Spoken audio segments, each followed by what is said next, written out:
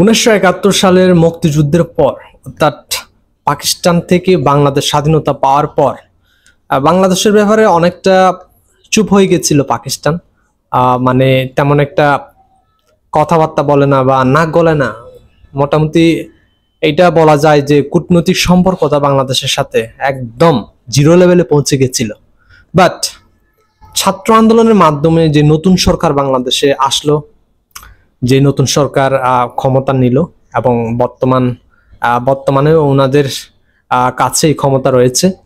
তো এই যে পরিবর্তনটা আসলো শেখ হাসিনার সরকার থেকে ইউনূস সাহেবের সরকার, ডক্টর মোহাম্মদ ইউনূসের সরকার, এই পরিবর্তনের সাথে সাথে বলা যায় পাকিস্তান আবার বাংলাদেশকে নিয়ে নতুনভাবে চিন্তা ভাবনা শুরু করে দিচ্ছে।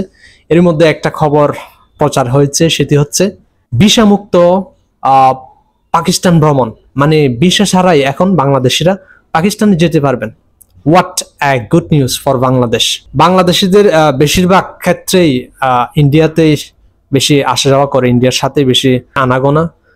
এটা কালচারালিও ইন্ডিয়ার সাথে অনেক মিলে বাংলাদেশিদের। তো চলুন কিভাবে কি একটু ভিডিওটা দেখে ক্লিয়ার একটা আইডিয়া নেই। চলুন ভিডিওটি শুরু করি, লেটস গো। পাকিস্তান যেতে বাংলাদেশিদের কোনো রকম ভিসা লাগবে না।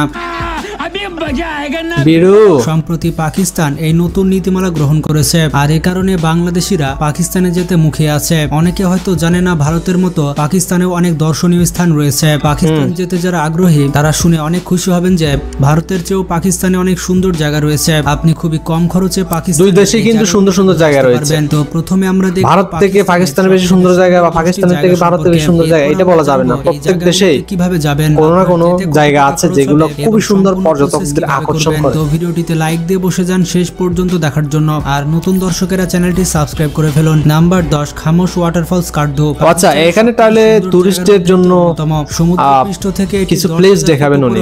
আচ্ছা দেখি জায়গাটিতে সব ধরনের পাকিস্তানে কি পরিমাণ সুন্দর জায়গা আছে। বাহ, দারুণ তো, সুন্দর ঝর্ণা। শীতকালে এই জায়গাটি সম্পূর্ণ জমে যায়। তবে পাকিস্তান এখনো পর্যটক বান্ধব নয়। সুন্দর লাগে শীতকালে আপনি যদি এখানে যান তাহলে আপনি দেখতে পাবেন এর আশেপাশে যত ঝিল রয়েছে সেগুলো সব জমে গিয়েছে, আর এই বরফের উপরে আপনি খেলা করতে পারবেন। এমনকি এই ঝিলের উপরে মানুষ বাইক পর্যন্ত চালায়। নাম্বার 9, কাকলাশ মেডোজ, বুনি চিত্রাল। প্রাকৃতিকভাবে এই জায়গাটি অনেক সুন্দর। এটি সমুদ্রপৃষ্ঠ থেকে 8000 ফুট উপরে অবস্থিত এবং এই পাহাড়ি এলাকায় আপনি সব ধরনের গাড়ি নিয়ে যেতে পারবেন। এই জায়গাটির চারিদিকে শুধুমাত্র সবুজ আর সবুজ। পৃথিবীর সব থেকে সুন্দর তৃণভূমির মধ্যে এটি অন্যতম। বছর অনেক টুরিস্ট এখানে চমৎকার। এগুলো কিন্তু অনেক সুন্দর জায়গা, আমরা সচরাচর দেখি না, অনেক ফাঁকা থাকে। কারণ পাকিস্তানের ইমেজটাই কিন্তু পর্যটন বান্ধব না। ওয়াটারফল, পাকিস্তানের ইমেজটা হচ্ছে নানান সমস্যায় জর্জরিত একটা ইমেজ। সৌন্দর্যতা দেখলে আপনি সত্যি সেই ইমেজের আড়ালে কিন্তু পর্যটনের ইমেজটা ঢাকা পড়ে যায়। 4500 ফুট উপরে অবস্থিত এবং আপনি সব ধরনের গাড়ি নিয়ে এখানে যেতে পারবেন। অনেক সুন্দর, একদম মনে হয় যেন ইউরোপের যে সমস্ত জায়গাগুলো আছে না, ওই টাইপের। Number 7, Dudipatsar lake. পাকিস্তানের সব থেকে সুন্দর জায়গার মধ্যে এটি অন্যতম। এই ঝিলটি সমুদ্রপৃষ্ঠ থেকে অনেক উপরে অবস্থিত। প্রতি বছর হাজার হাজার মানুষ এই ঝিলটিকে দেখতে আসে। তবে শীতকালে আপনি এই জায়গাতে যেতে পারবেন না। শুধুমাত্র গ্রীষ্মকালের কয়েক মাস আপনি এখানে যেতে পারবেন এবং আপনি বাইক কিংবা কার ব্যবহার করে এই জায়গাটিতে যেতে পারবেন না। এই ঝিলে যাওয়ার জন্য আপনাকে গাড়ি রেখে 19 কিলোমিটার পথ হেঁটে যেতে হবে। এটি দেখতে যতটা সুন্দর, বাস্তবে তার থেকে অনেক বেশি বিপজ্জনক। তাছাড়া ঝিলে যাওয়ার যে রাস্তা রয়েছে সেই রাস্তা অনেক বিপজ্জনক। তাই এখানে যদি আসতে চান প্রফেশনাল গাইডকে সাথে নিয়ে আসতে হবে। খুবই বিপজ্জনক জায়গা, বাট দেখতে সুন্দর। ক্যাম্পিং করতে ভালো হবে মনে হয় এই সমস্ত জায়গাগুলোতে। Number 6, Mushkpuri top Nathia. পাকিস্তানের সব থেকে সুন্দর উপত্যকার মধ্যে এটি অন্যতম। সমুদ্রপৃষ্ঠ থেকে এটি 5200 ফুট উপরে অবস্থিত। যারা বরফে হাইকিং করতে চান তারা এই জায়গাটিতে যেতে পারেন।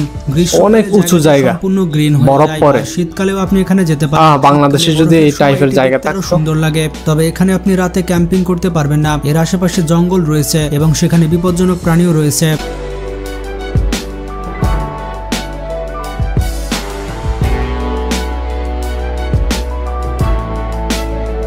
নাম্বার 5 টুইন্স ওয়াটারফল হ্যাভিলিয়ান পাকিস্তানের সবথেকে সুন্দর ওয়াটারফলের মধ্যে এটি অন্যতম। সমুদ্রপৃষ্ঠ থেকে এটি 4500 পাকিস্তানে ফুট এত উপরে অবস্থিত। প্রাকৃতিক তবে সৌন্দর্য এখনো আছে। জায়গাটিকে অনেক মানুষ এক্সপ্লোর করতে পারেনি। এই জায়গাটিতে যাওয়ার রাস্তা অনেক বেশি কঠিন, যার কারণে খুব কম মানুষ এখানে যেতে পারে। এই ওয়াটারফলের পানি অনেক বেশি পরিষ্কার, তবে বর্ষার মৌসুমে এখানে অনেক বেশি বৃষ্টিপাত হয়, তাই বর্ষার মৌসুমে এখানে যাবেন না।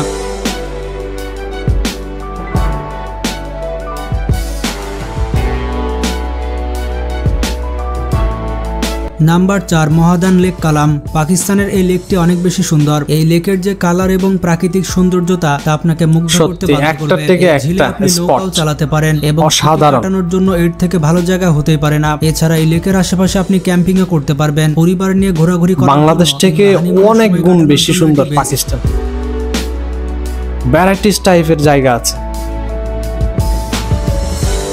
নাম্বার 3 সাম্বাকসার লেক বাবুসার পাকিস্তানের সব থেকে সুন্দর জায়গার মধ্যে সাম্বাকসার লেক রয়েছে। এই ঝিলটি বাবুসার পাহাড়ের পাশে অবস্থিত। এই এলাকাটিতে বেশ কয়েকটি ঝিল রয়েছে, তাছাড়া এখানে বিশাল বিশাল তৃণভূমি রয়েছে যার সৌন্দর্যতা আপনাকে মুগ্ধ করবে। তবে এই ঝিলের রাস্তাগুলো খুব একটা সুবিধার না হওয়ার কারণে বেশিরভাগ মানুষ এখানে যেতে পারে না। তাছাড়া এই এলাকা ক্যাম্পিং এর জন্য সেফ নয়। এছাড়া জায়গাটিতে অনেক বেশি ডাকাতি হয়ে থাকে। তবে আপনি যদি প্রফেশনাল গাইডের সাথে যান তাহলে আপনার বিপদ অনেকাংশে কমে যাবে। শীতকালে এখানে যাতায়াত বন্ধ থাকে, শুধুমাত্র গ্রীষ্মকালের কয়েক মাসে আপনি এখানে যেতে পারবেন।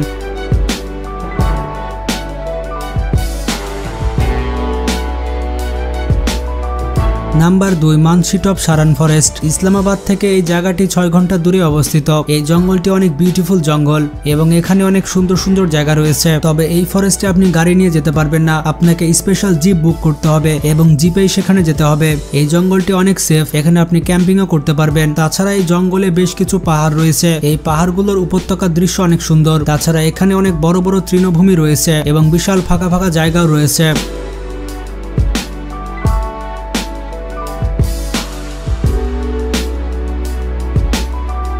Number 1 Ratti Gali lake Azad Kashmir. আজাদ কাশ্মীরের অন্যতম সুন্দর জায়গা হচ্ছে রাতিগালি। এই লেকটি কাশ্মীর সুন্দর যা আপনি নিজের চোখে পাকিস্তান ভাগে যে কাশ্মীরটা পড়ছে ওইটা লেকটি পুরোপুরি বন্ধ থাকে এবং জাস্ট ওয়াও। কয়েক মাস চালু থাকে। লেকের চারপাশে অনেক বড় বড় পাহাড় রয়েছে। পৃথিবীর ভূস্বর্গ বলা হয় এই কাশ্মীর। বিভিন্ন ফুলের বৃষ্টি হয়ে থাকে কারণ লেকের আশেপাশে অনেক ফুল গাছ রয়েছে। এগুলো ছাড়াও পাকিস্তানে অনেক সুন্দর সুন্দর জায়গা রয়েছে, যেমন হিঙ্গল ন্যাশনাল পার্ক। চাইলে আপনি এই পার্কেও যেতে পারেন।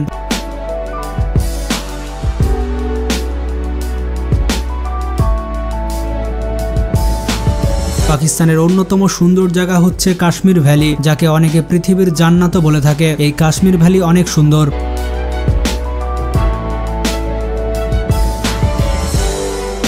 এখন প্রশ্নটি হচ্ছে পাকিস্তানে কোন সময় ভ্রমণে যাবেন। পাকিস্তানে ভ্রমণে যাওয়ার সব থেকে পারফেক্ট টাইম হচ্ছে মে থেকে নভেম্বর মাস। এই সময় গেলে গাড়ি ভাড়া, হোটেল ভাড়া অনেকাংশেই কমে যাবে, তাই কম খরচে ট্যুর করতে চাইলে এই সময়টি বেছে নিতে পারেন। তাছাড়া নভেম্বর মাসের পর থেকে পাকিস্তানে বরফ পড়ে থাকে। বরফের মধ্যে আপনি সব জায়গায় যেতে পারবেন না, তবে শীতকালে পাকিস্তানের আইস স্কেটিং জায়গাগুলোতে যেতে পারেন। এছাড়া আপনি পাকিস্তানে যেতে পারেন কারাকুরাম মহাসড়কে। এই মহাসড়ক অনেক বিশাল। খোলা জিপে চড়ে যখন এই রাস্তায় যাবেন তখন আপনার অন্যরকম ফিল হবে।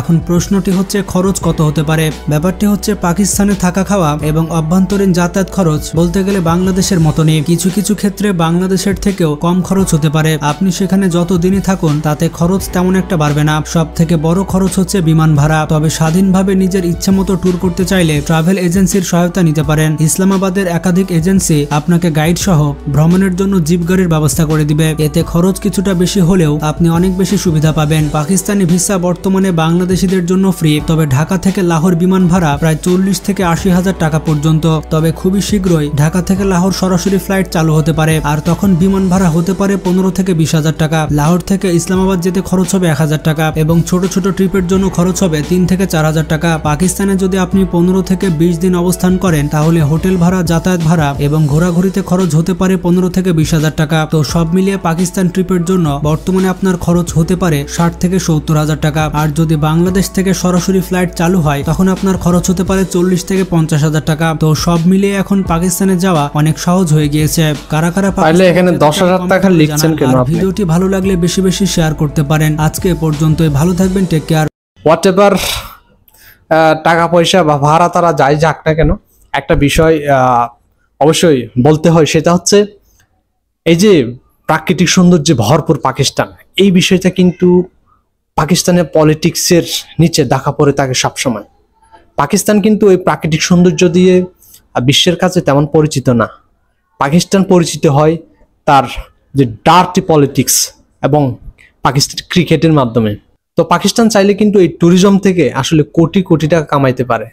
ইন্ডিয়া বলেন, বাংলাদেশ বলেন, ওনাদের পর্যটনের স্পটগুলোও কিন্তু কোনো অংশে কম নয়। সৌন্দর্যের দিক দিয়ে অনেক সুন্দর, অনেক সুন্দর, দারুণ কালার, একদম মুক্ত, সাইলেন্ট, সবকিছু পাবেন ওখানে। মানে প্রশান্তি জিনিসটা ওখানে পাবেন যদি যান।